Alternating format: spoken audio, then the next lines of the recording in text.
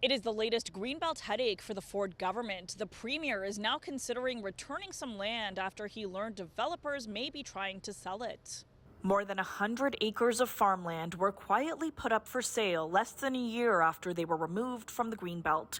The two Ajax properties were marketed as an opportunity to develop the town's next residential community. The premier isn't happy, telling us in a statement, at no point was the intention to sell disclosed to the government's facilitator during active and ongoing discussions. This behavior goes against everything that our government is doing to bring homeownership into reach for more people.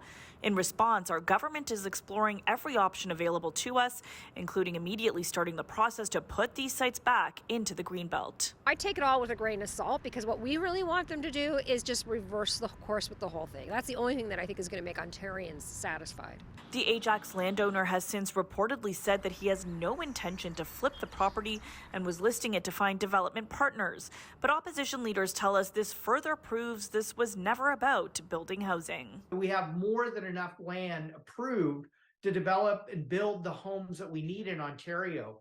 This Greenbelt scandal is all about wealthy, well-connected elites cashing in at our expense. Earlier this month, a bombshell Auditor General report found the Ford government gave preferential treatment to developers when it removed 7,400 acres of land from the Greenbelt to build homes.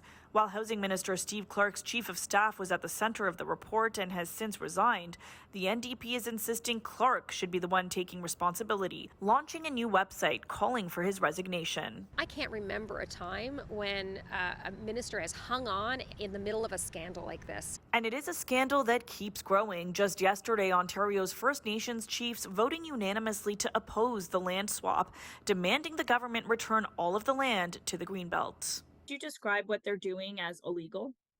Oh, for sure. Like I said, the treaties got to be first and foremost here. This is just taking from us without consulting. The changes directly affect First Nations treaty and constitutionally protected rights.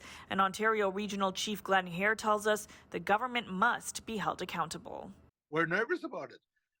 You can't just walk in. It's 2023. You can't just walk in and take land away from anybody. You just can't do that.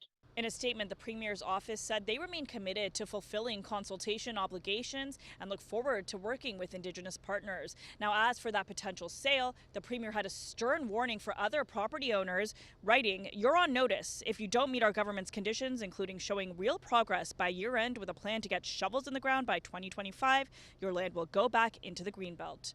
For City News, I'm Tina Yazdani.